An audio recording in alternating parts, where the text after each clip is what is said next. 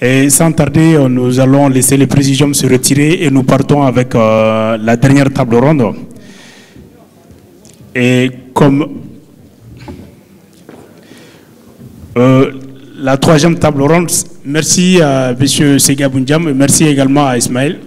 Donc, c'est toujours un plaisir de vous retrouver avec nous. Bonjour pour tout le monde. Merci pour l'invitation. Bon, je m'appelle Baïlou Amadou. Comme il a dit, je suis ingénieur agronome en Hongrie depuis 1984. Depuis 1990, je suis ingénieur dans la production de lait. Je suis né au Mali, dans la région de Mopti, plus précisément, cercle de Douanza, et plus précisément encore, du village de Mondoro. Malheureusement, tout le monde connaît maintenant le nom de Mondoro, où les militaires ont eu des problèmes. Bon. Pourquoi l'élevage? Pour le lait. Qui dit lait, il dit la vache. Qui dit la vache, il dit production agricole, donc aliment bétail. L'importance de l'élevage, comme tous les produits agricoles, c'est la création des emplois, une grande participation à l'économie malienne, l'indépendance, je dis bien l'indépendance. Moi je dirais qu'un pays qui n'a pas à manger, un pays dans lequel le peuple a faim, ce pays n'est pas indépendant. Moi je dirais que l'indépendance commence dans la marmite. Bon, et surtout, pour éviter les dons empoisonnés.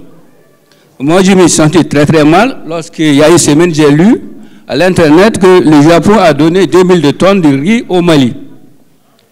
Des pays qui n'ont même pas de surface cultivable, ce sont eux qui nous donnent à manger. Moi, je trouve que c'est une honte. C'est une honte. Les bases de la production de lait, nous les avons. Qu'est-ce qu'il faut pour la production? Une bonne terre cultivable, nous l'avons, bien sûr. Un climat convenable, nous l'avons. Une main-d'œuvre, nous l'avons. Maintenant, les savoir-faire, c'est possible. Et il faut un État motivé pour créer les emplois. Sans l'État, ça ne marche pas. Il faut que l'État encourage, coordonne la production agroalimentaire. Sinon, partout, nulle part dans le monde, ça ne marche pas. Bon, moi, je vais vous présenter en quelque sorte un projet sur une ferme moderne de 300 vaches. Pourquoi 300 vaches? Puisque là, en Hongrie, une ferme de 300 vaches, c'est une ferme moyenne. Maintenant, j'ai des données, certaines données, bon, j'ai trouvé ça sur des sites internet ou bien par j'ai posé des questions. Peut-être que vous avez trouvé des données qui ne sont pas tellement, qui ne collent pas. Mais pour ce projet, ici le projet, produire le lait, transformer le lait et commercialiser le lait. Il faut les trois ensemble pour réussir. Je crois qu'on peut voir. Bon, je disais que 300 vaches, ce qui veut dire que dans la ferme, en principe, je dois avoir 600 têtes. Puisque si tu as 300 vaches, ce qui veut dire que les petits de 1 an à 2 ans, tu complètes, ce qui veut dire que tu as 600 têtes. En plus, si j'engraisse le bœuf, ce qui veut dire que j'ai 700 têtes. Maintenant, ce qui est très très important, le choix de la race. Le plus grand problème qui se passe au Mali, les gens, ils croient qu'il faut chercher des vaches hollandaises de 40, 30, 50, 60 litres. Il faut l'oublier. Moi, je travaille avec ces vaches. Moi, j'ai des vaches qui donnent 67, 80 litres de lait. Mais au Mali, non. C'est pratiquement impossible. Il faut choisir une race convenable.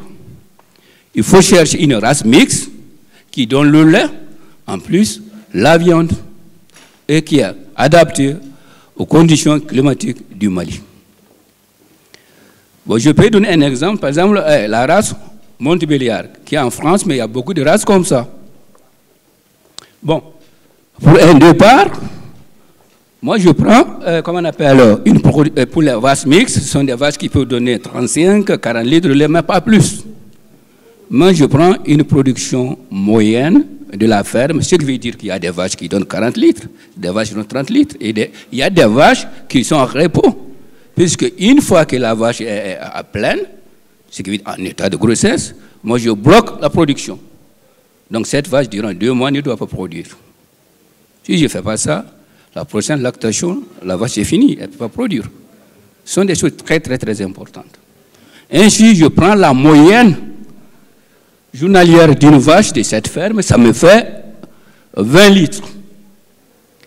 Donc, 20 litres dans un an, ça fait 7300 litres. Ça, ce n'est pas beaucoup pour une vache. Cette vache me produit 7300 litres, ça, ce n'est pas beaucoup. Donc, avec 7300 litres, maintenant, moi, j'ai, comment on appelle, faire la multiplication avec 300 vaches, vous voyez ce que ça donne. Le revenu laitier, c'est déjà là-bas devant vous. On peut continuer, monsieur? Vous voyez? Je vais passer là-bas, je ne vois pas tellement là. Voilà. 300 vaches, cela veut dire que moi, je dois avoir les vaches, puisque les vaches ne veulent pas, comment on appelle, durant toute l'année. Il y a des vaches qui, la moyenne, les 80% des vaches vont véler. Ce qui veut dire que chaque année, j'ai 240 vaches qui vèlent. Maintenant, les petits, le sexe, si moi je ne veux pas influencer, c'est 55% de taurion et 45% de génisses. Mais si je veux, moi je peux influer jusqu'à 90% de génisses. Je peux le faire. Ça dépend des sémages que moi je vais chercher.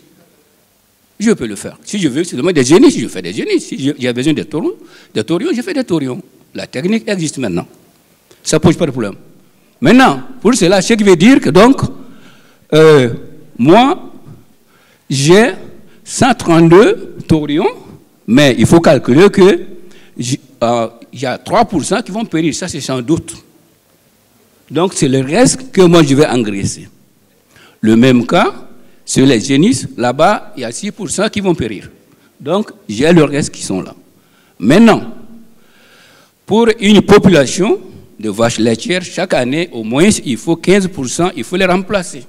Ces vaches ne conviennent pas aux critères. Par exemple, une vache au pic de sa lactation qui donne pas 35 litres, elle va à la boucherie. Donc, il faut la remplacer. Ce qui fait qu'une partie des génisses sont là pour remplacer la population, l'autre partie, c'est pour, comment on appelle? Si je veux augmenter la population, je peux augmenter, au lieu de, par exemple, 300 vaches, je peux faire 350 vaches. Ou bien, je les vends. Maintenant, les taurions qui sont là, qui sont engraissés. Ce qui veut dire que les taurions de cette race, à l'âge de 13 mois, ce sont des taurions qui pèsent 600 kilos. 600 kilos. C'est sans problème. Seulement, il faut une, comment on appelle, une alimentation équilibrée, bien contrôlée. Donc là, nous voyons ce que ça nous donne, la valeur des génisses. Bon, une génisse, selon mes données, ça c'est 1500 €. Donc le calcul c'est très simple. On peut continuer. Les taurions, comme c'est 600 kilos, chez nous, c'est évalué sa valeur en carcasse. Ce qui veut dire que l'animal égorgé, divisé au milieu, ce qui veut dire que la tête, les intestins, les pattes ne sont pas là-bas. Donc, les taurions de cette race, quand je les abats, il y a 64% de carcasse. Donc, ce qui veut dire que moi, je sais le poids que je peux avoir. Et selon les données que j'ai trouvées, au Mali, le kilo de la carcasse, c'est 3,3 €. C'est ce que moi j'ai trouvé. Peut-être c'est pas ça. En tout cas, c'est ce que j'ai trouvé sur l'Internet, et puis, je ne sais pas. C'est à voir. Maintenant, et les génisses qui sont en pleine, si je vends, c'est la même chose, le prix, bon, je vais multiplier par 1500. On continue. Donc la recette, vous avez vu ça, de la production. Maintenant, le coût du fourrage de la ferme. Moi, j'ai essayé d'adapter comment on appelle, par rapport au prix de, comment on appelle, de l'alimentation d'un animal par jour. Après, j'ai multiplié. Donc, c'est ce que ça m'a donné. Maintenant, pour trouver, comment on appelle, le total des charges, donc il faut, si la nourriture me fait 50, comment on appelle, la nourriture c'est 50% de la valeur totale, ce qui m'a coûté, comment on appelle, toute la ferme. Les salaires, l'électricité, tout, c'est ainsi que je gagne ce que je dois dépenser pour entretenir, nourrir les vaches. Le calcul est là-bas. On va vite, parce qu'il y a beaucoup qui sont là. Le total des frais, donc j'ai ajouté ce que j'ai eu comme frais. Le bénéfice, c'est par soustraction comment on appelle, ce que j'ai mis là-dedans, et puis ce que j'ai gagné avec le lait, et puis les génisses et le bœuf. Maintenant, ce qu'il ne faut pas oublier, ça c'est le lait transformé, commercialisé, donc le lait à valeur, comment on appelle, ajoutée. C'est là qu'il faut aller. Ainsi, la première année, tu as, disons, j'ai un bénéfice de 463 000, mais ce n'est pas ce qu'il faut voir. Maintenant, après de là, la deuxième année, moi, comment on appelle, je ne vais pas installer. Déjà, la ferme est déjà installée. Je n'achète pas. Les vaches sont déjà là-bas. Donc, ce qui veut dire que chaque année, au minimum, tu as 2 millions de bénéfices. Pour ne pas être trop loin, je dirais, en quelque sorte, la stratégie, qu'est-ce qu'il faut faire pour arriver là? Un développement d'un système d'insémination artificielle et viable, maîtrisé, là c'est très très important. Le remplacement des pratiques d'alimentation, production des cultures fourragères et le stockage. Maintenant, le remplacement de l'équipement des professionnels. C'est là le problème. Quelqu'un peut piquer ce problème, ce projet qui est là, tu ne vas pas arriver. Ça, c'est l'expérience de 30 ans. Ça ne vaut pas le coup. Il faut une équipe bien formée pour pouvoir réaliser ce que tu vois ici. Sinon, le projet qui n'est pas poursuivi par une équipe compétente, c'est zéro. Il ne faut même pas essayer. Merci. J'attends la question. Merci beaucoup. Un mot? Non. Il n'y a pas le temps, je laisse tomber. Non, ça va. Non, c'est pas la peine. Non, puisque le prix du lait, moi j'ai regardé, au Mali, le lait coûte 2 fois plus cher qu'en Europe, mais dans les pays développés. Pourquoi? D'abord, le lait au niveau mondial, le lait, tous les produits agricoles sont subventionnés. Si ce n'était pas subventionné, ça serait la Troisième Guerre mondiale. Puisque, comment on appelle, le prix de production, ce n'est pas ça. Ce n'est jamais ça. Donc, on fait de la sorte que tous les gens qui payent le lait, il faut, le lait ou bien n'importe quel produit alimentaire, il faut que ce soit un prix basé, un prix bas, mais c'est financé par, officiellement par l'État, par l'Europe. Sans ça, ça ne marche pas. J'ai oublié de dire quelques mots sur la qualité du lait. Qu'est-ce que c'est le lait? Le lait que nous buvons, vous buvez ça, ce n'est pas du lait. Il y a des... Non. D'abord, le lait, un bon lait, un lait standard, contient, en tout et pour tout, 12% de matière sèche. Donc, les 80%, c'est de l'eau. Mais le problème n'est pas là. Dans les 12%, vous avez des matières comme des matières cherche le sucre, les protéines, les minéraux, les vitamines et puis les enzymes, qui sont très très importants. Maintenant, le lait qui est commercialisé, je dirais encore, je vais être un peu... Je dirais par exemple, la matière grasse d'un lait standard, c'est 38 grammes par litre. 32 grammes de protéines, et ce qui est très très important, les herbes, les microbes, il faut que ça soit au-dessus de 100 000 par millilitre. Si ça dépasse ça, ce n'est pas du lait. Ce qui n'est pas respecté. Moi, je ne crois pas que... Je ne sais pas comment ça se passe au Mali, je ne sais pas. Les cellules, au-dessus de 400 000 par millilitre. Maintenant, résidus d'antibiotiques, c'est là le grand problème. Là, il faut contrôler chaque jour. Sinon, on peut empoisonner toute la population. Et le degré de congélation. Si ce degré n'est pas là, avec ce lait, je ne peux pas faire, difficilement, je peux faire les produits alimentaires. Ce sont des choses auxquelles il faut prêter beaucoup, beaucoup attention. Maintenant, le lait que nous buvons, que vous buvez, c'est dans ces laits, si vous avez prêté attention, les 1% de matière grasse ou bien 1,5% de matière grasse, ça, c'est pas le lait. Le lait standard, c'est 3,8. Donc, avec la transformation, ils enlèvent presque tous les éléments nutritifs avec lesquels ils vont faire le fromage, toutes sortes de choses. Maintenant, le reste, c'est complété avec d'autres condiments. On met sur le marché. C'est ce que nous buvons. Ça, ce n'est pas du vrai lait. J'ai dit que ce lait, c'est un produit blanc imitant le lait naturel. J'ai défini ça comme ça. Merci. Oui, merci Amadou Bailo. Donc, je précise qu'Amadou Bailo, c'est un ingénieur agronome. Donc, il est également fermier malien en Hongrie. Et merci pour son intervention. Et on va donner la parole à M. Tang Nguyen, qui est président de Euro-Asia-Africa Alliance.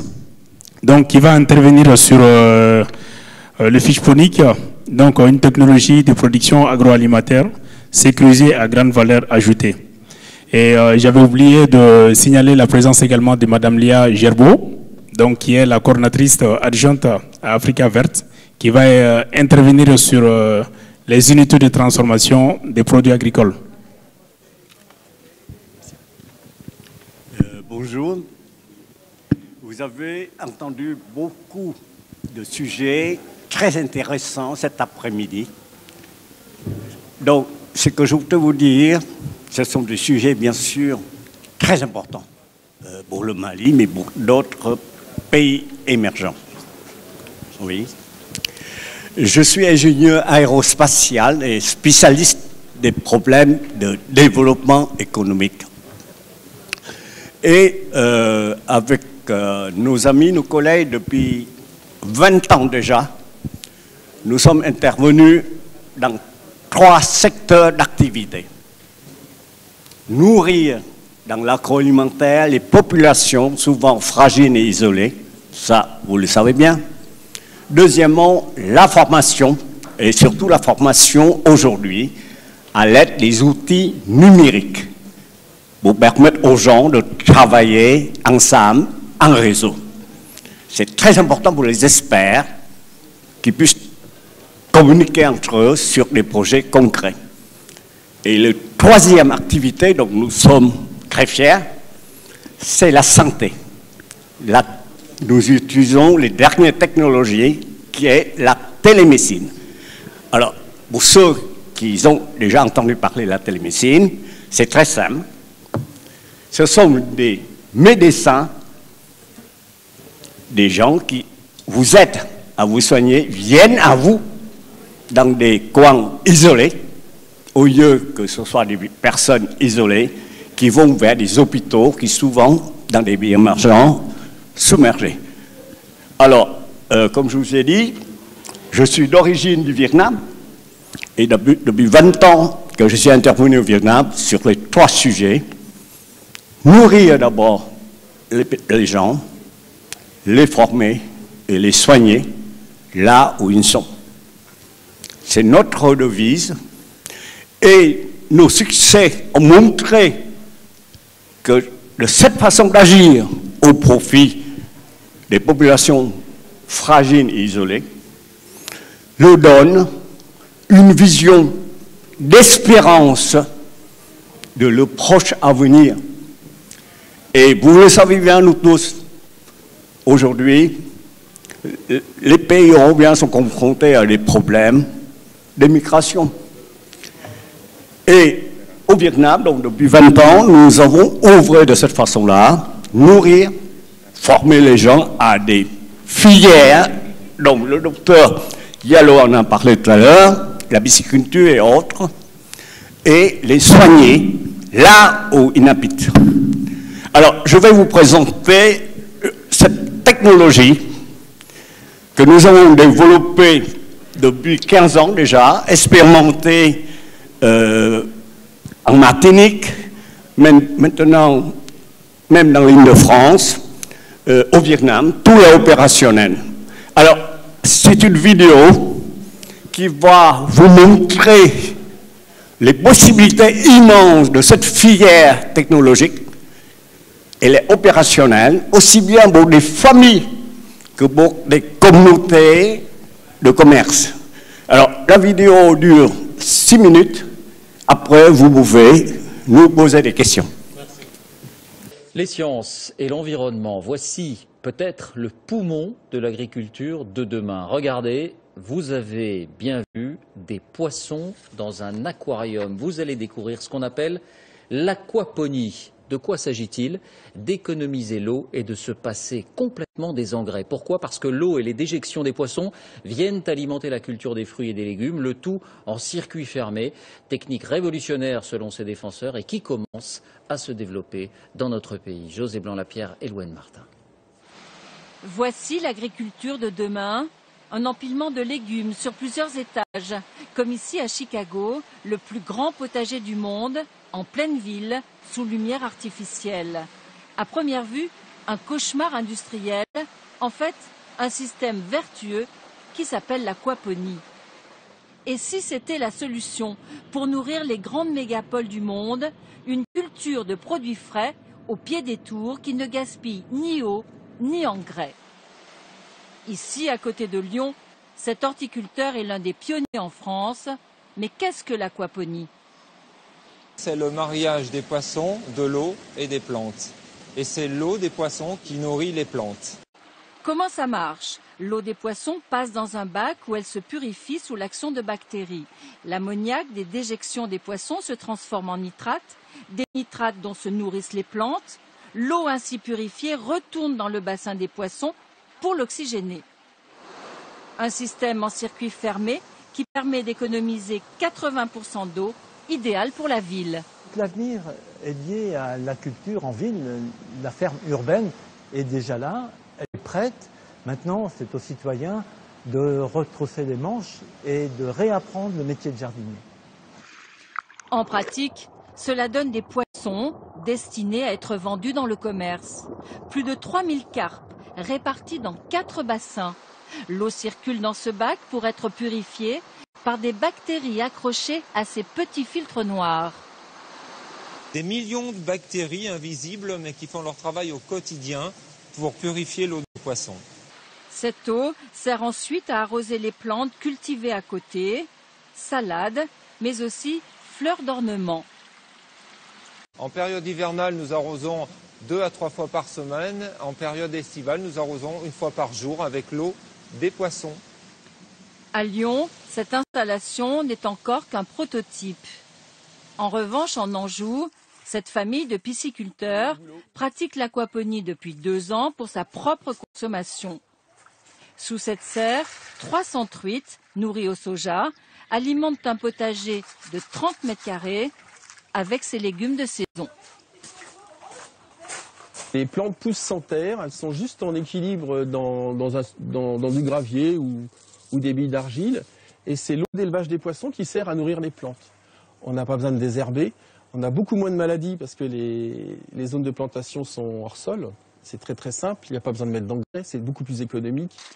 Dans cette ferme, on y croit et on innove. Avec ce modèle réduit d'aquaponie, pour jardins et terrasses. D'un côté, 1 mètre carré de potager, de l'autre un bac avec au choix truite ou poisson rouge.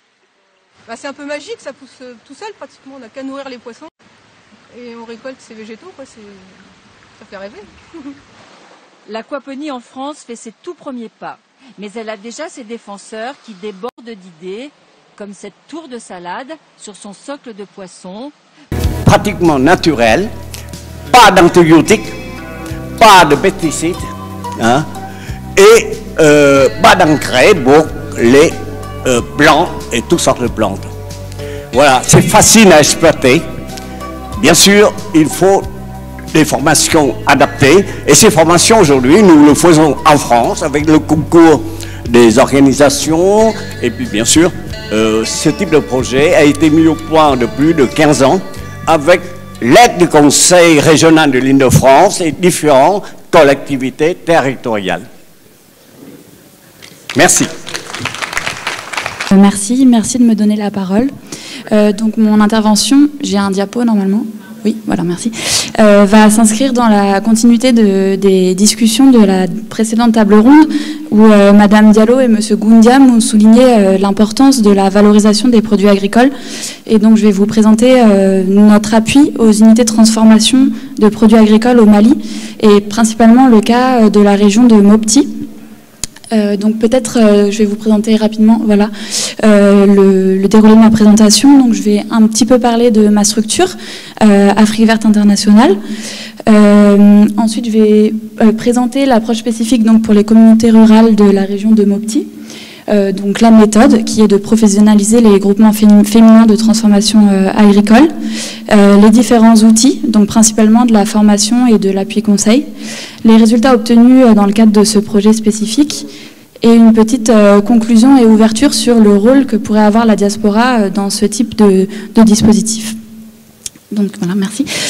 Donc Afrique Verte Internationale est un réseau de 5 associations membres, Afrique Verte en France, Amassa Afrique Verte au Mali, AXA Afrique Verte au Niger, APROSA Afrique Verte au Burkina et Agissa Afrique Verte en Guinée, qui ont une même vision et de mêmes objectifs et une approche commune.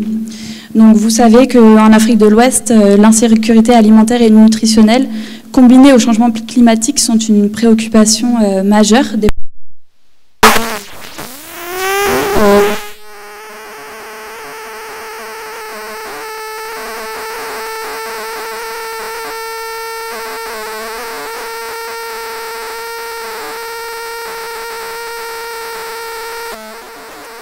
pour qu'elles puissent assurer leur sécurité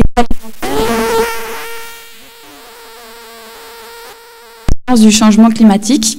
Et notre objectif, c'est de les rendre autonomes en les professionnalisant dans leurs activités, dans le domaine de la production, du stockage, de la transformation et de la commercialisation de produits agricoles diversifiés.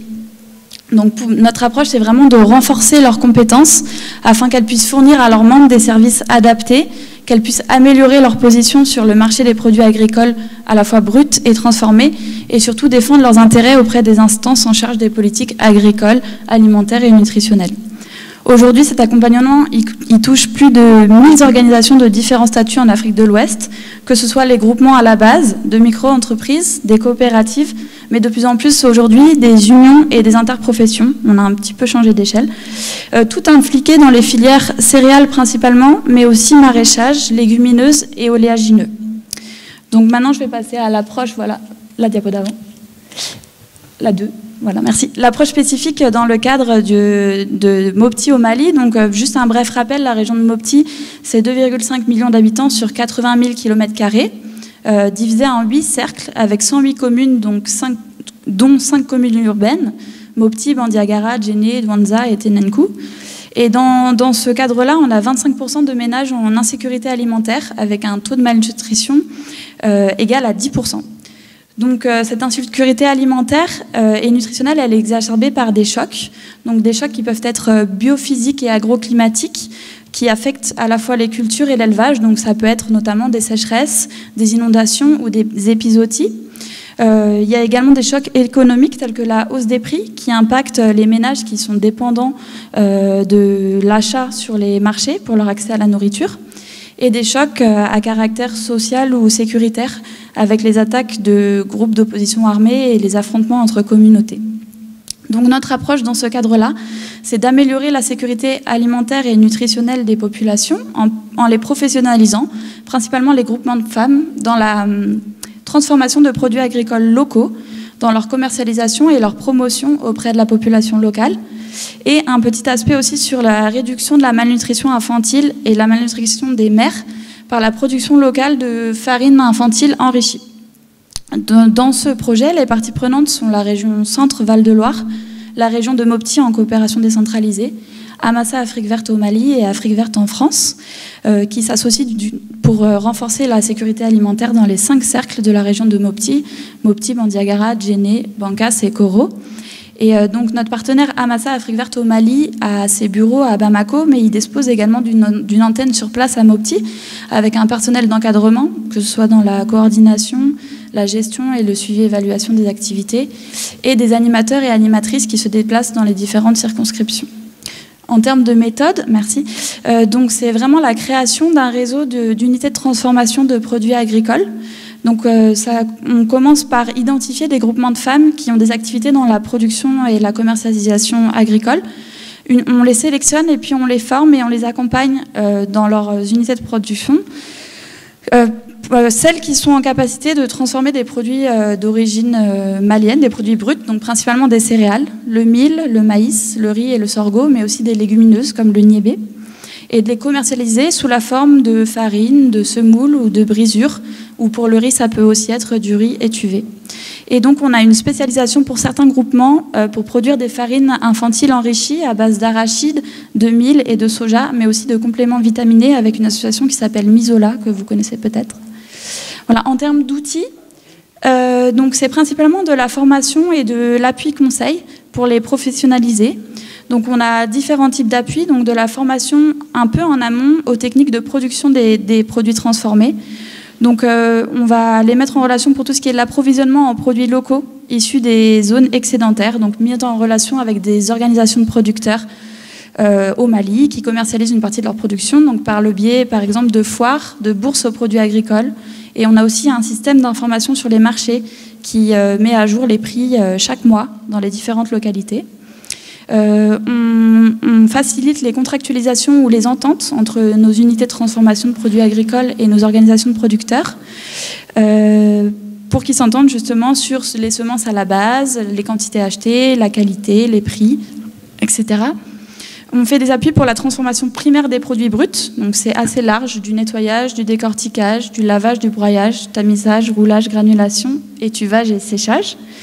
Également sur le conditionnement, donc tout ce qui est ensachage, étiquetage et stockage des produits transformés, mais aussi en transversal, le respect des bonnes pratiques d'hygiène, de fabrication et de conservation. On a également des formations pour faciliter l'accès à l'équipement, et c'est plutôt d'ailleurs des appuis, donc de la dotation initiale en petit matériel, principalement des tamis, des séchoirs ou parfois des sachets, et la facilitation de l'accès au crédit en proposant des dépôts de garantie auprès des banques ou des institutions de microfinance pour que nos unités de transformation agricole puissent renouveler leur petit matériel ou acquérir des matériels plus importants comme des fours à gaz, des rouloirs ou des décortiqueuses. On a également de la formation et de l'appui conseil pour la commercialisation et la promotion des produits. Donc tout ce qui concerne l'identification des débouchés, avec par exemple les communes rurales, donc au niveau des marchés, des centres de santé ou des écoles, ou les communes urbaines, au niveau des dépôts-ventes, des restauratrices, des écoles, certains marchés avec les casernes, les prisons, les dispensaires, voilà, c'est assez large. On fait du soutien pour l'élaboration des plans d'affaires ou la réponse à des appels d'offres, et de la promotion du consommé local par le biais de concours culinaires, de séances de dégustation, de campagnes radio et de publications d'affiches. On a aussi quelques séances d'information et de sensibilisation sur les bonnes pratiques nutritionnelles, l'utilisation de farines enrichies, notamment auprès des groupements de femmes et des centres de santé. Et enfin, une formation plus large à la gestion et à la structuration des unités de transformation des produits agricoles, donc tout ce qui est administration, comptabilité, renforcement institutionnel et organisationnel, choix d'un statut juridique adapté, mise en conformité, rôle des membres et instances. Et de plus en plus, on incite nos unités de transformation à la base qu'on suit à se regrouper sur un même territoire en union régionale afin de mutualiser certaines activités, notamment l'accès au marché d'importance, des commandes groupées, que ce soit de matières premières, de sachets, d'emballages, de mettre en place des boutiques communes dans des centres urbains et pour l'acquisition et la gestion en commun de gros équipements de transformation. Merci. En termes de résultats obtenus, donc sur l'année 2018, c'est le suivi de 48 unités de transformation de produits agricoles de type coopérative, ce qui représente à peu près 1175 membres, fédérés en 4 unions de transformation de produits agricoles, avec un focus pour 3 unités de transformation sur la fabrication de farine infantile de type misola, mil, sorgho, arachide, ce qui représente 65 membres. C'est au total 55 tonnes de matières brutes achetées pour 46 tonnes de produits transformés vendus, avec un bénéfice de 20 millions de francs CFA, donc ça fait à peu près 30 000 euros. Et c'est donc un impact sur 30 communes sur les 108 de la région de Mopti. Donc globalement, la méthode et les outils ont été évalués, capitalisés et jugés efficaces pour renforcer la sécurité alimentaire et nutritionnelle des communautés sahéliennes à l'échelle du territoire. Et donc ça, c'est un peu notre approche territoriale. Mais on a aussi une autre approche complémentaire en cours avec un partenaire qui s'appelle TechDev, qui a mis en place le Hub IT, qui est une plateforme d'offre de services aux micro, petites et moyennes entreprises de transformation agroalimentaire. Et son objectif, c'est de les accompagner pour leur faciliter l'accès à des solutions technologiques adaptées en prenant en compte tout ce qui est problématique environnementale et sociale. Donc c'est en quelque sorte un guichet d'appui conseil à l'entrepreneuriat sur demande qui accompagne principalement les femmes dans les technologies de transformation. Ce matin, l'adjointe à la coopération internationale a mis le doigt sur la question de l'environnement. Donc je voulais juste rappeler que nous, on intervient à petite échelle auprès des groupements à la base qui font principalement de l'agriculture paysanne et qu'on a évidemment aussi une approche plus large de transition agroécologique, de gestion des ressources naturelles et de gestion durable des terres, mais on ne peut pas tout présenter en une seule fois. Mais voilà, la question est bien là et c'est des problématiques qui nous touchent tous, évidemment. Donc peut-être en termes de conclusion et d'ouverture, donc on nous a demandé de voir quel pourrait être le rôle de la diaspora et quelles recommandations on pourrait faire aux autorités maliennes. Donc pour nous, les unités de transformation de produits agricoles sont un maillon essentiel de la chaîne de valeur pour la promotion et la valorisation des produits agro-sylvo-pastoraux et piscicoles à l'échelle locale et pour la connexion avec le marché. Elles engendrent des activités génératrices de revenus qui contribuent au développement local. Et la transformation des produits agricoles est donc une solution pour éviter les pertes de récolte qui vont jusqu'à 40% de la production souvent. Et elle contribue aussi via la valorisation des produits locaux qui sont peu transformés à la lutte contre les carences en micronutriments.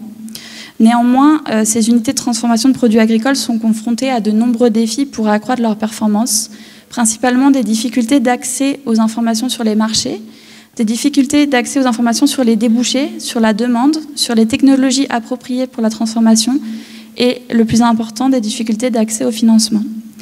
Ainsi, les recommandations qu'on pourrait faire aux autorités maliennes pour l'accompagnement et pour favoriser l'investissement de la diaspora malienne dans ce secteur seraient que ces collectivités, que ce soit au niveau des cercles, au niveau des régions ou au niveau des communautés de communes, jouent un rôle important dans l'identification des besoins en ayant une meilleure connaissance des filières, des marchés et de la demande potentielle, ce qui leur permettrait d'être un bon relais pour la diaspora sur place, qui, avant de chercher à investir, devra s'informer sur les différents aspects avant de décider d'investir ou non dans ce secteur. Et ainsi, les collectivités pourront orienter les investissements de la diaspora avec les informations qu'elles détiennent. Enfin, les autorités maliennes pourraient avoir un rôle à jouer dans le financement de l'entrepreneuriat. Aujourd'hui, on a encore un problème, les banques sont trop frileuses et demandent des garanties trop importantes que nos unités de transformation de produits agricoles ne sont pas en capacité de fournir. Et donc une suggestion serait que les autorités investissent dans un fonds de développement qui pourrait faire office de garantie et faciliter l'accès au financement de l'entrepreneuriat local. Voilà, je vous remercie. Vous avez nos contacts sur la prochaine diapo. Et j'ai également des petites plaquettes sur notre structure, si vous voulez, à la fin. Merci beaucoup. Merci à Madame Léa Gerbeau, qui est la coordinatrice adjointe à Afrique verte. qui intervenaient sur les unités de transformation des produits agricoles. Et la dernière intervenante, Dr Nakani Diallo, qui est la coordinatrice à la coopération allemande GIZ Mali, docteur vétérinaire. Donc elle va intervenir sur comment entreprendre dans la pisciculture, rentabilité économique de la filière pisciculture au Mali.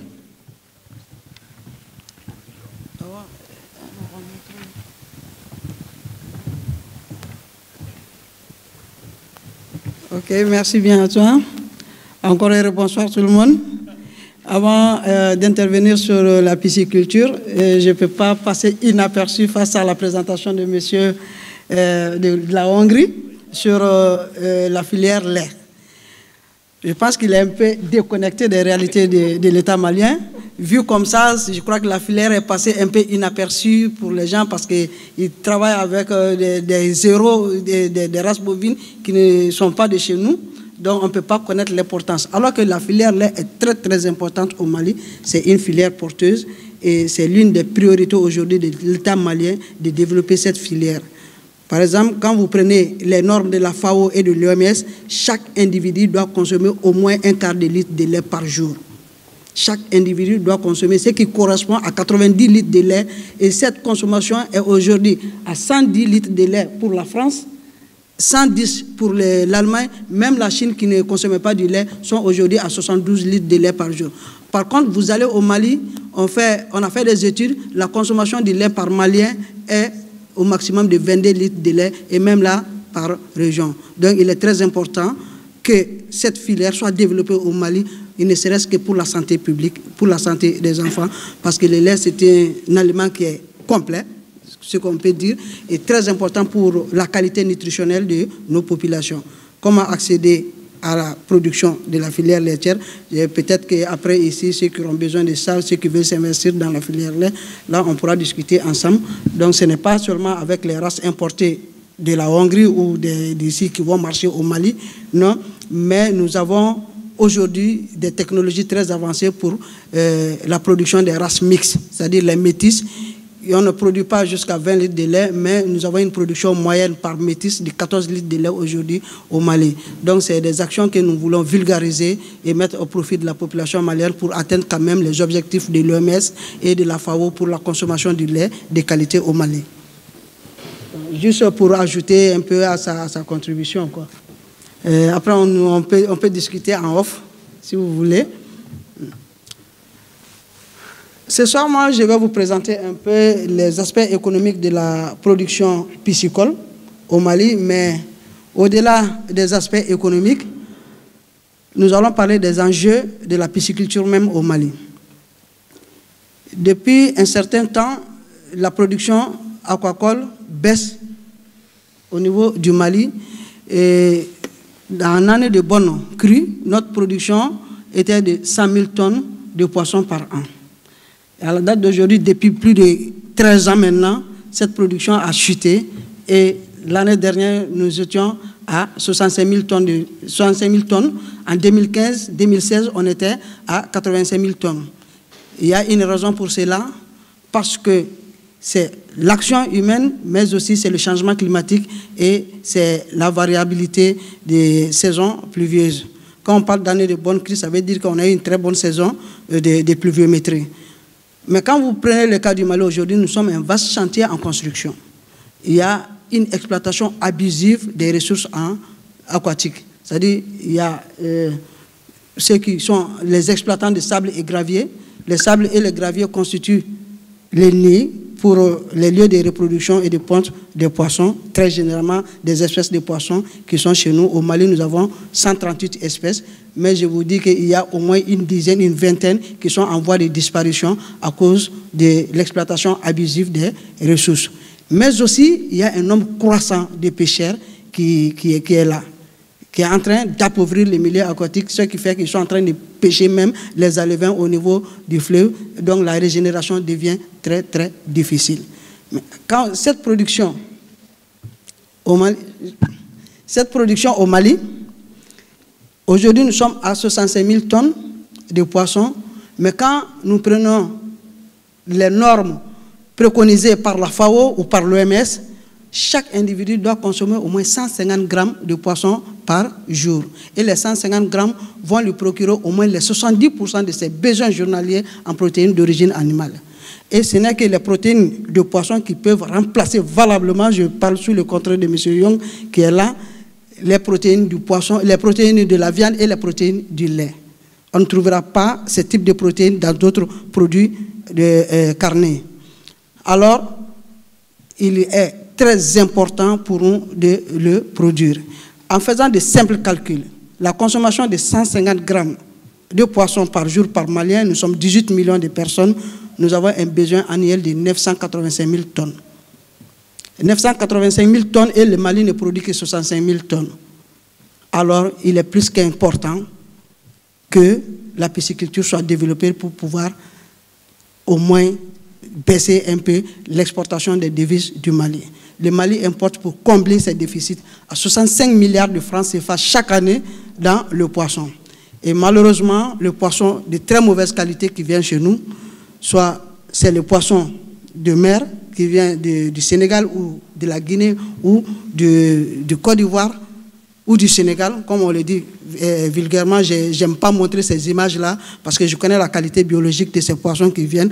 Parfois, nous avons des maladies qui sévissent chez nous, on ne connaît même pas l'origine, mais je suis persuadé à 100% qu'ils sont d'origine de matériel biologique importé d'ailleurs. Parce que imaginez-vous, on fait la pêche dans ces pays pendant plus d'une année, 6 mois, ça c'est le cycle minimum pour que les poissons arrivent chez nous. Et dans quelles conditions? Parfois même, il y a la rupture de la chaîne de froid avant d'arriver chez nous. Et j'ai intercepté plusieurs fois les gens qui amènent le poisson de la Mauritanie vers Caille, ils les amènent dans les pick-up couverts de bâches. Il y a des gens qui peuvent témoigner. Donc, ça veut dire quoi?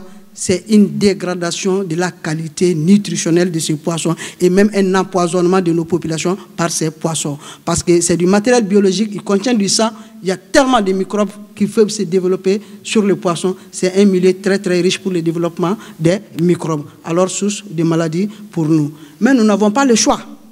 Nous sommes obligés de l'acheter parce que le besoin est là. Mais ce qui est aberrant, avant, on exportait le poisson vers la Côte d'Ivoire, vers la Guinée, le poisson d'eau douce. Aujourd'hui, nous importons les carpes de la Chine. Et ces carpes se retrouvent à Caille. Quand vous prenez le bassin de Manantali, Manantali produisait du poisson qui desservait, qui ravitaillait le marché de Bamako, de Sikasso et ailleurs. Aujourd'hui, c'est Manantali qui consomme le poisson, les carpes de Chine.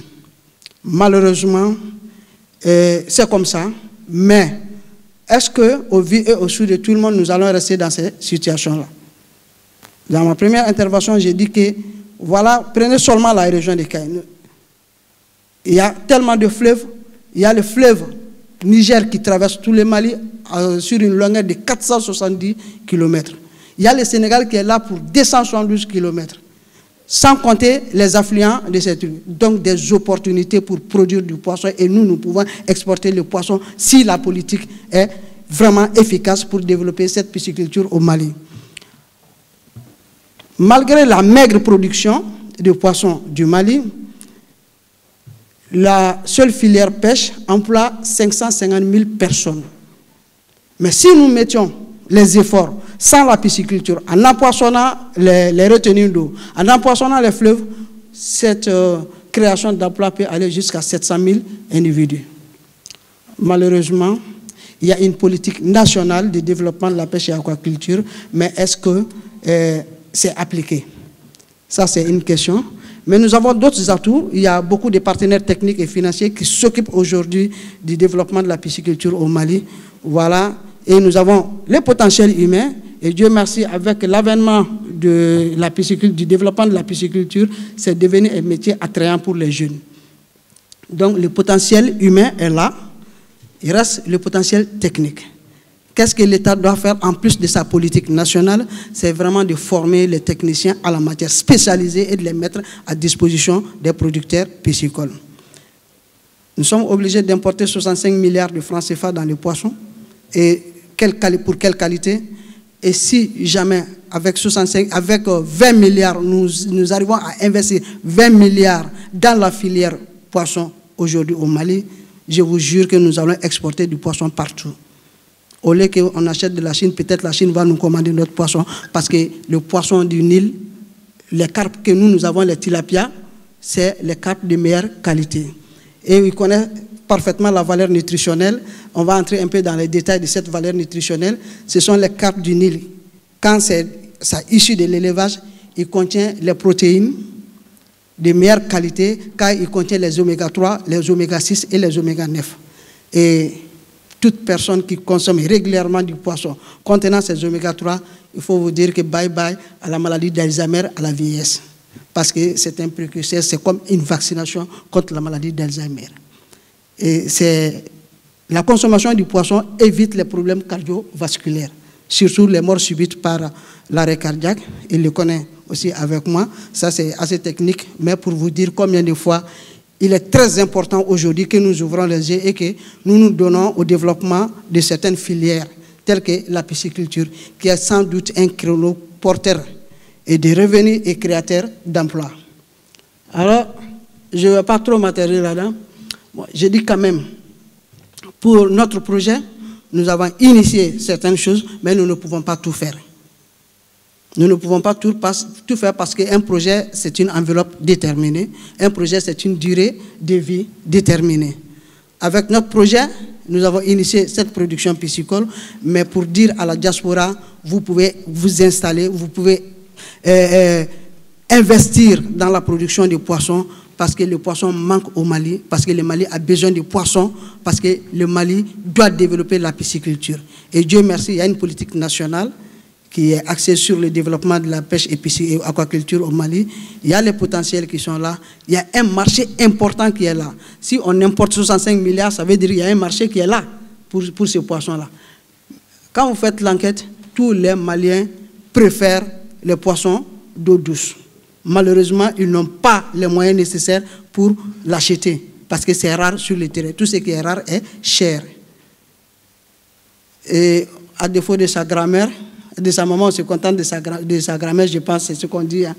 Voilà un peu. Mais moi, je vais vous donner juste 2 exemples du plan d'affaires pour la production de poissons au Mali. Voilà des créneaux aussi que la diaspora peut explorer en créant des emplois pour les jeunes au niveau local et aussi avec un retour d'investissement sur votre revenu pour vous dire que c'est possible de travailler au Mali, c'est possible de développer cette filière au Mali, c'est possible d'espérer sur le développement et avec comme on appelle, avec un retour économique assez important.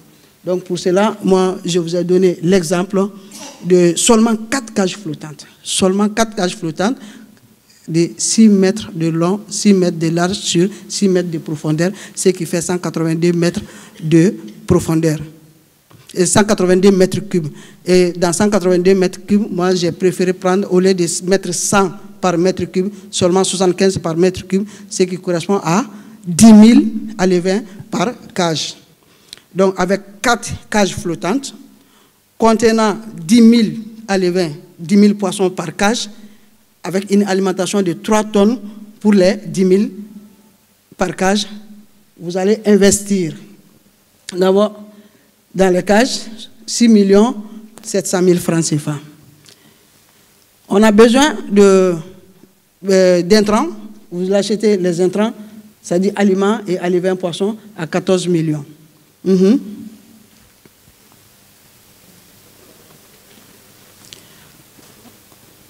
On ne va pas entrer dans tous les détails, mais il y a le matériel qui est là, qui fait à peu près le petit matériel de pêche de 115 000 francs.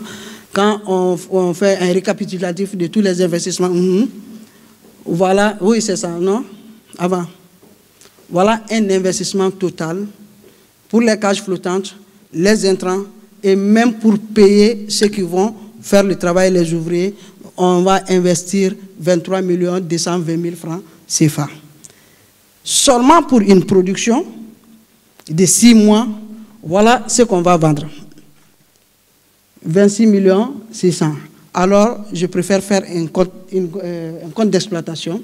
Après cette compte d'exploitation, vous allez vous retrouver avec l'amortissement et au bout de 6 mois, tous les 6 mois, on a un bénéfice brut d'au moins 9 millions de francs CFA seulement avec 4 cages flottantes. Pour vous dire que c'est possible de réussir avec la pisciculture. La diaspora peut investir même une centaine de cages si vous le voulez. Seulement, moi je donne les pistes de création d'emplois et de revenus pour la diaspora, mais aussi pour tous les Maliens. Il y a également là où ce n'est pas possible de faire les cages flottantes, c'est-à-dire là où il n'y a pas les cours d'eau, on peut faire les étangs piscicoles. J'ai également donné des exemples de production de poissons avec les étangs piscicoles. Là, je suis parti avec 10 étangs piscicoles. Quand vous construisez, voilà, tout est là. Si vous voulez, après, tous ceux qui veulent ces devises, je vais vous envoyer sans problème. On fait un investissement total pour la construction des infrastructures, c'est-à-dire la construction des étangs piscicoles, 10 étangs piscicoles en béton. Parce que la durabilité est dans ça. Il y a des gens qui vont dire pourquoi on ne peut pas utiliser des bâches. Moi, j'ai calqué ça sur Caille parce qu'il fait extrêmement chaud dans la région de Caille. Quand vous utilisez les bâches, c'est pour renouveler ça tous les 2 ans, parfois même moins. Mais avec un étang piscicole construit en béton armé, avec les normes et toutes les technicités, vous en avez pour 30 ans. Ça veut dire que l'étang il va être amorti en 30 ans. Vous n'avez pas de réparation à faire au niveau de l'étang. Voilà. Pour un investissement de 32 millions. Non, en haut d'abord. En haut. Voilà. Voilà ce que nous allons investir, 32 millions 235 000 francs CFA pour l'investissement. Alors, pour le premier cycle de 6 mois après la vente, parce que le fonctionnement est compris dans tous ces calculs-là, après, vous allez vous retrouver avec un bénéfice d'environ aussi 9 millions. Donc, pour vous donner juste des exemples des plans d'affaires pour l'investissement dans le secteur piscicole. Et aussi vous démontrer l'importance de la consommation du poisson dans la ration alimentaire de tous les Maliens pour le bien-être de nos enfants. Merci de votre écoute.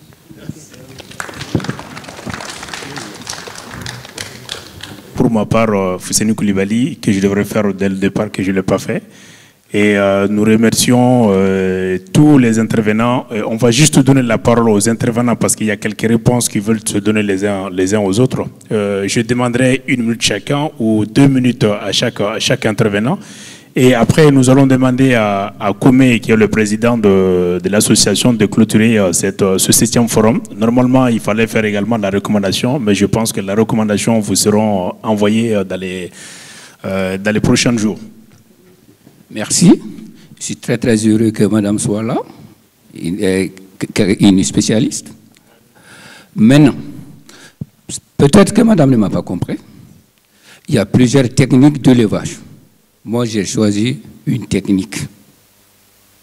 Avec cette technique, les races mixtes dont je parle, ces races sont admirées en Arabie Saoudite.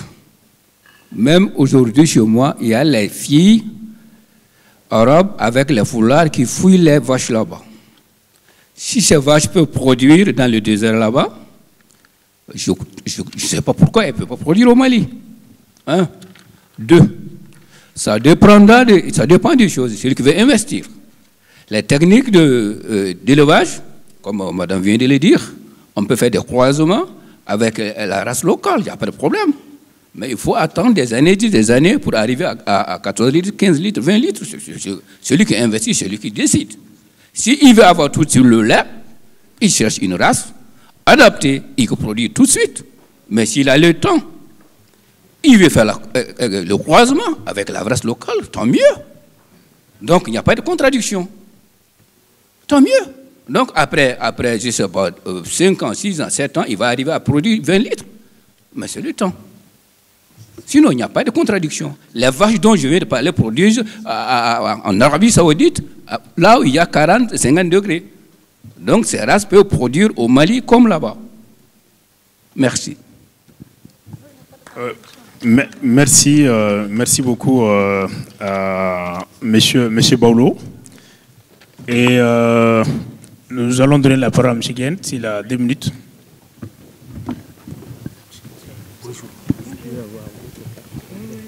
Je voudrais vous dire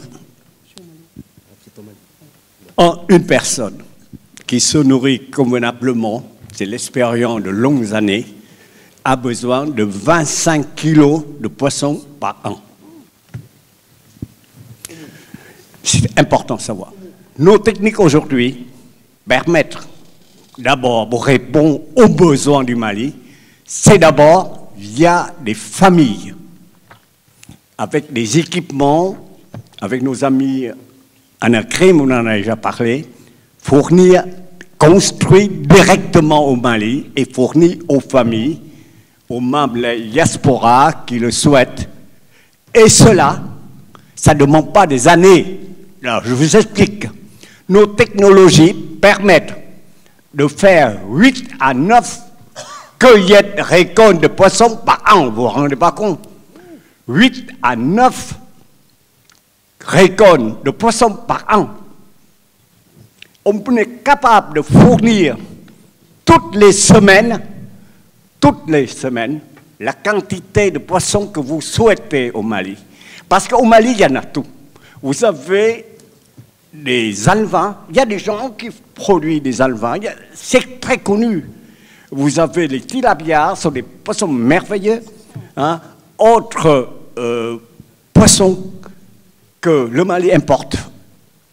Alors, c'est que je vous lance ce défi. Nous sommes capables de vous aider avec nos amis Anacrim et autres, en 5 ans, de faire du Mali un pays capable d'exporter des poissons et des plantes. Et cela, ce n'est pas difficile.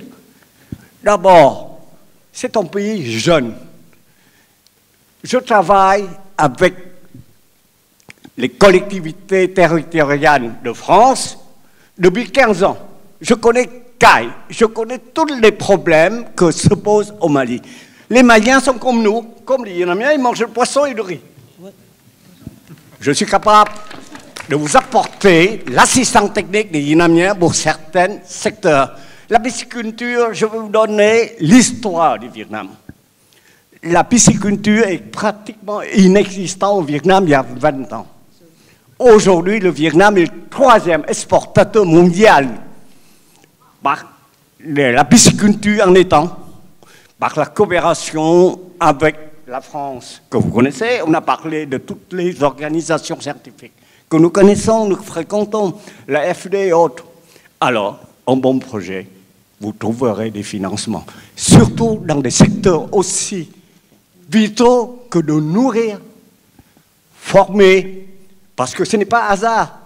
La Commission européenne nous a récompensés il y a 15 ans déjà pour montrer que cette filière, c'est une véritable filière technologique pour former des jeunes, des femmes, parce que ça ne demande pas beaucoup de travail. Vous ne vous rendez pas compte que par des cultures traditionnelles, les gens travaillent au sol. Nous, nos techniques permettent de travailler à la hauteur d'homme.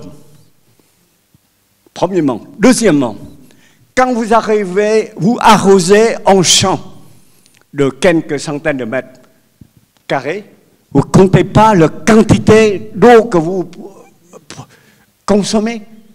Nos techniques, alors je vous donne un exemple concret. Nos techniques sur 500 mètres carrés est capable de faire 5 tonnes de poissons par an et 30 tonnes de légumes que vous pouvez choisir en fonction des besoins du marché.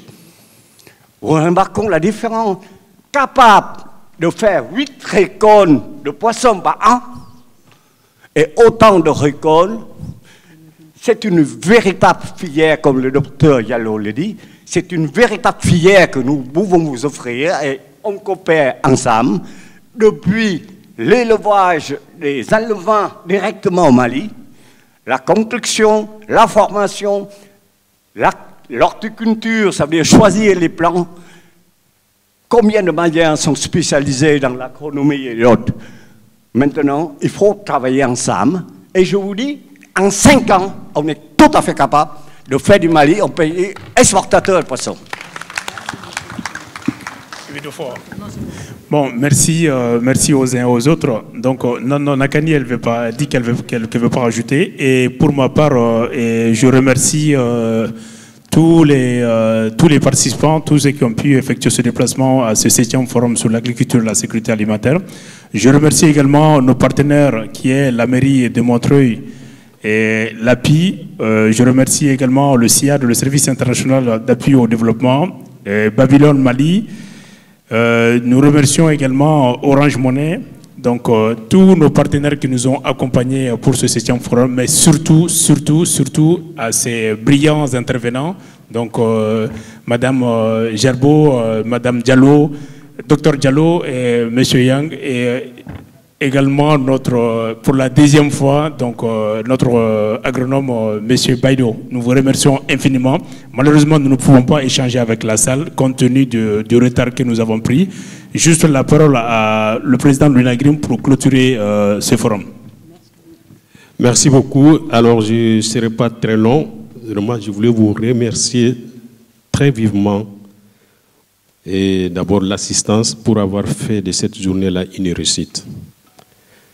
Ce n'était vraiment pas facile, vu les enjeux aujourd'hui, vu tout ce qui est organisé pour la communauté malienne aujourd'hui, et surtout le dialogue national qui est en cours. Vraiment, ce n'était pas facile. Ce n'était pas facile de mobiliser, mais vu l'intérêt que les Maliens portent vraiment à l'agriculture, vous avez été très, très nombreux à venir. Nous avons enregistré plus de 200 participants. Merci beaucoup. Merci à vous tous. Et donc, je renouvelle, bien sûr, il vient de faire le remerciement, mais je tiens à remercier vraiment la mairie de Montreuil, une fois encore, pour son soutien et son accompagnement pour l'INAGRIM, les partenaires, il vient de les citer. Donc, les intervenants, je vous remercie vraiment les intervenants. Les interventions ont été vraiment de qualité, jusqu'à ce que vraiment, vous voyez, donc normalement, dans des cas de ces genres-là, vers la fin, donc il n'y a pratiquement personne, mais tellement que c'était captivant. Donc vraiment, vous avez fait de belles interventions et on vous remercie beaucoup. L'INAGRIM vous remercie. Je tiens tout particulièrement à dire merci à Amadou Baïlou, voilà, notre compatriote de Hongrie, qui a fait le déplacement à ses frais pour venir participer à ces forums-là. C'est la 2e fois cette année. Je remercie le docteur Barry, voilà, donc, qui a une double casquette en tant que coordinateur du projet co-développement et représenter le ministre de Malien de l'extérieur. Je finis par, voilà, donc GIZ. GIZ, donc le SIAD, bon, c'est un partenaire, donc comme, voilà, donc il y a le SIAD, il y a Babylone, il y a Orange Money qui nous ont accompagnés. Voilà, donc je voulais finir par, je remercie vraiment la coopération allemande de GIZ. Alors, peut-être ceux qui n'étaient pas là ce matin, il y a 2 représentants de GIZ qui sont arrivés. Ils sont arrivés spécialement pour participer à ce forum-là. Je les remercie vraiment vivement au nom de l'INAGRIM pour l'intérêt que vous portez à l'association. Et nous devrons même signer un partenariat avec eux. Ce serait avec plaisir, puisque vraiment le domaine que vous occupez, c'est notre domaine, c'est le domaine de prédilection de notre association. Et Nakani, vous avez battu tous les records. Elle a participé aux 3 tables. Et on ne se fatigue pas de l'écouter, puisqu'elle connaît voilà, donc sa spécialité. On pourrait même organiser une journée spécialement pour toi. Donc vraiment, ça a été de qualité. Et je termine par les membres de l'INAGRIM. Les membres de l'INAGRIM, voilà, donc, qui ont fait toute cette organisation. Et vers la fin, j'ai dit merci à ma femme qui est là, qui a fait les beignets. Merci beaucoup. Et oui, l'Afrique verte, donc, M. Young, on a déjà eu une réunion donc, avec M. Nguyen, donc vraiment, il est sur un domaine qui nous intéresse beaucoup. Et Afrique verte, moi je vous dirais, il faut essayer de vous intéresser à l'investissement de la diaspora, peut participer au financement des unités de production.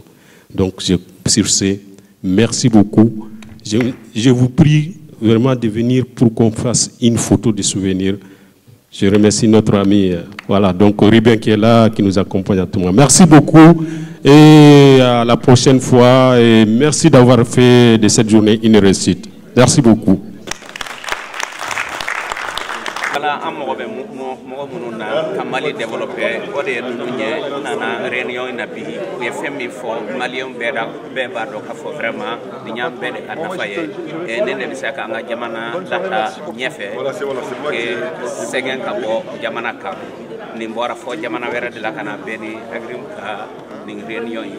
Donc, il y a souvenir de Ambedema, Anga Kakito, Ning Posugula, Anga Wuli, Anga Nake, Kumadroye, Anga Bara Fanake. Merci beaucoup, merci. Voilà pour le débat, pour le débat, il y a une femme mopti. Comme on a full solde, il y a une gualdoïde, il y a une mopti pour que Mali mène Yara Yeso. Elle est partie jusqu'au mopti pour aider les populations maliennes pour que la vie puisse faire vivre au Mali. Merci de votre présence. Okay. Dia bukula golli fagasi. Golli fagasi. Assalamu alaikum. Aino marai ka sawanda sangoy ganda wana maradi ka yaddam nungo hale magone misaka yarga hinka du mali wana misedi kuna. Donc alhamdulillah bori jati gordi hun jardi kurra yarka kubay yaddu hayka yaddam. Aywa sanda maradi misedi aka hayka ci kore nor kurwanan ci siwo wala siwo ya kurka ci nor boro kurga kun donc warkago malira da yarkago france nungo yamma yende ci reselakal wa masidina yar fier musidina war yelakal ko war se yar si jirbi ci cinda jari kala yamma mo hayka kani doti wala gonni kani donc yamma gabu cerega yamma din cere hala more yow diga ci message de kay baka todo war more da voilà les maliens en mɔgɔ bɛ fɛn minnu na o ye ni ko suguya de ye parce que n'i y'a mɛn jamana bɛ développé an yɛrɛ b'a dɔn k'a fɔ sanu ni pétrole o t'an ta ye fɛn min y'an ta ye o y'an ka dugukolo sanfɛla de ye donc an bɛ se k'an jija k'an balo o de la adamadenya ta ye ka kɛnɛya ani ka balo ani relation muso in déplacera ka bɔ fo jamana wɛrɛ de la ka na bɛn ni nin ye. Donc vraiment idée minnu b'a bolo o ye de ka an dɛmɛ jamanadenw kana taa sa ji kan tuma bɛɛ ka n'a sɔrɔ an ka jamana yɛrɛ bɛ se ka an bɔ nɔgɔ la donc an bɛna photo kelen ta k'o kɛ souvenir ye fo don min ni Ala y'a kɛ n'an ye ɲɔgɔn sɔrɔ Mali la merci beaucoup.